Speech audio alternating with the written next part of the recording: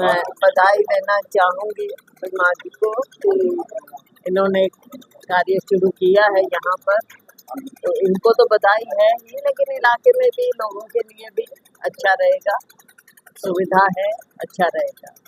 लेकिन आने वाले समय में आपने देखा ही है कि किस प्रकार से ईंधन की, पेट्रोल, डीजल, गैस, हर चीज़ की कीमतें बढ़ती चली जा रही हैं।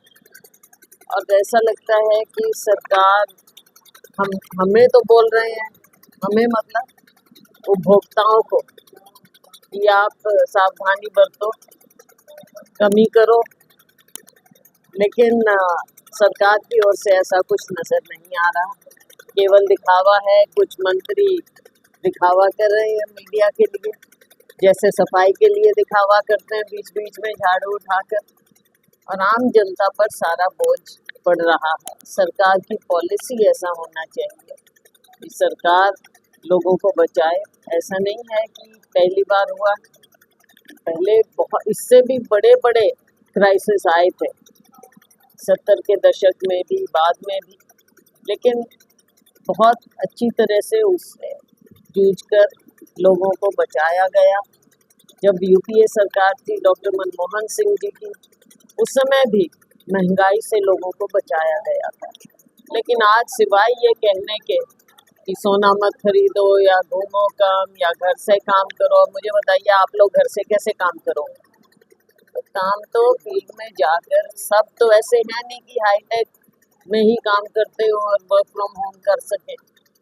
लेकिन अगर लोग घर बैठ जाएंगे तो हमारी अर्थव्यवस्था आगे कैसे बढ़ेगी? छोटे लोग, दुकानदार जो रेडी लगा रहे हैं, वो उनके लिए कितनी दिक्कत है, महिलाओं के लिए कितनी दिक्कत है, घर चलाने के लिए कितनी दिक्कत है। तो ऐसी दिक्कत है, और कहते हैं सोना मत खरीदो। आपने जब लोगों के हाथ में पैसा छोड़ा ही नहीं तो वो सोना खरीदेगा कौन? कैसे खरीद पाएंगे? लेकिन जिस प्रकार से आरबीआई ने ब्याज दरें बढ़ाई है, पेट्रोल के दाम भी बढ़े हैं, तो क्या भविष्य में कोई बड़ा क्राइसिस आने की संभावना लगती है या सिर्फ ये हवा तक सीमित है? आप क्या मानते हैं, क्या आवेदन है आपका? देखिए, हमने पहले भी कहा, राहुल जी ने भी कहा कि हमारे देश का कंट्रोल अपने हाथ में होना चाहिए कि हम दुनिया भर से कहाँ से पेट्रोल खरीदें, क्रूड ऑयल खरीदें। अमेरिका के सामने झुक गए हैं, झुकाकर अब अमेरिका आपको ये बताएगा कि आप कहाँ से क्या खरीद सकते हैं। उसके कारण क्राइसिस इस तरह का आ रहा है। अगर पहले से हम, एक आज़ाद देश है, अपने फैसले हम करें, अपने लोगों को बचाएं, वो हमारी प्राथमिकता होनी चाहिए। और दुनिया भर में हम कहीं से भी ईंधन खरीदें या दूसरी चीज़ें खरीदें, ये फैसला हमारा होना चाहिए, ना कि अमेरिका का।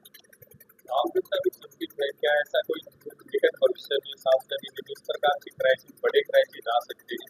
विपक्ष क्या मानता है कि दिखावे तक सीमित है, ऐसी स्थितियां बनेंगी? नहीं, हम चाहेंगे कि ऐसी स्थिति ना बने और हमारा देश सुदृढ़ रहे और दुनिया भर में अपनी पॉलिसी तय करने का हकदार भारत हो, तभी क्राइसिस खत्म हो सकता है या बड़े क्राइसिस से हम बच सकते हैं।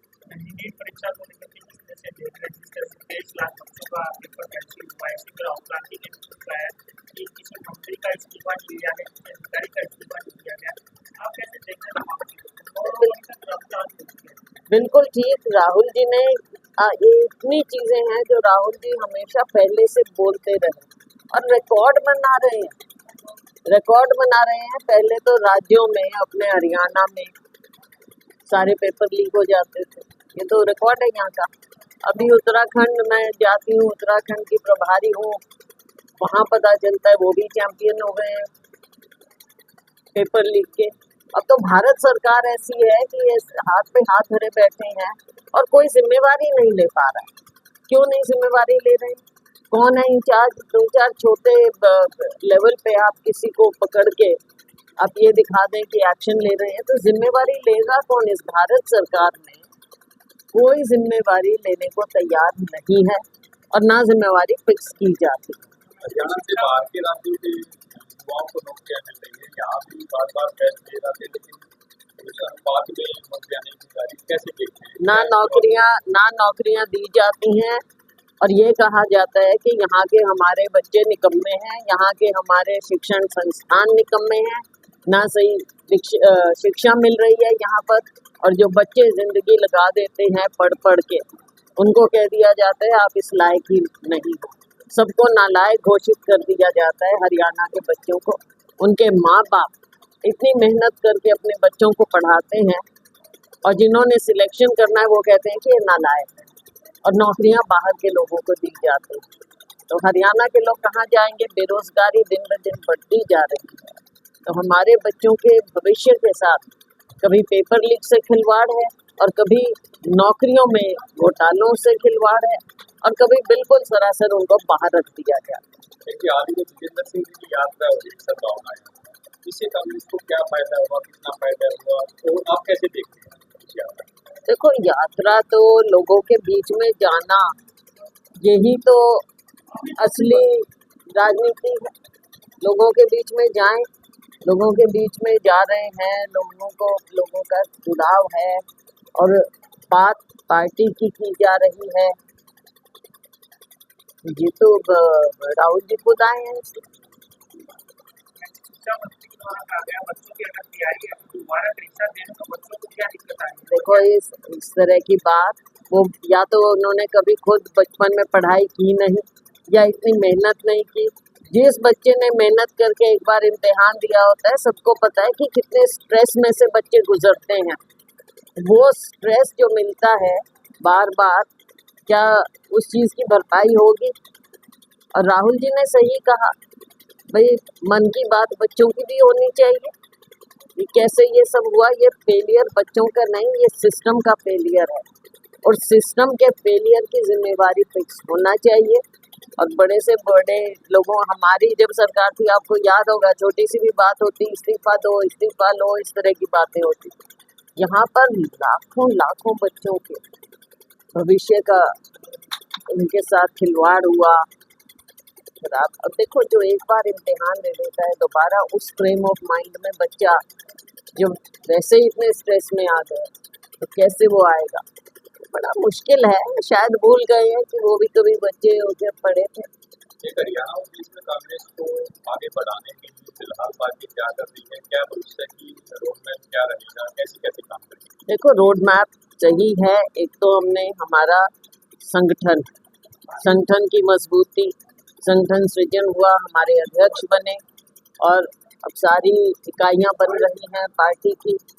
और उसके साथ साथ अपना संगठन सृजन, और उसके साथ साथ जो भाजपा की नाकामियां हैं, लोगों की तकलीफ़ें हैं, वो लोगों के बीच में जाकर, अब जैसे पेट्रोल डीजल ये बढ़ाई, उस पर हमारा प्रदर्शन है। पूरे देश भर में ये प्रदर्शन हो रहा है और होगा।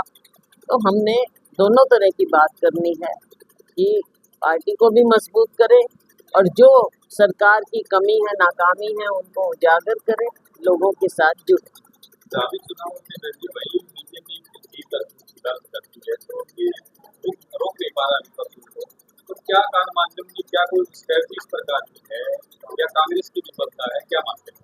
देखो, कई तरह की बातें होती हैं, कई बार लोकल होते हैं, कई बार लोगों को ये लगता है कि सरकार है इनकी, तो भाई कैसे हम, लेकिन उसके बावजूद कांग्रेस की मजबूती है, और हम इसको और ज़्यादा मजबूत अब आगे आने वाले समय में करें।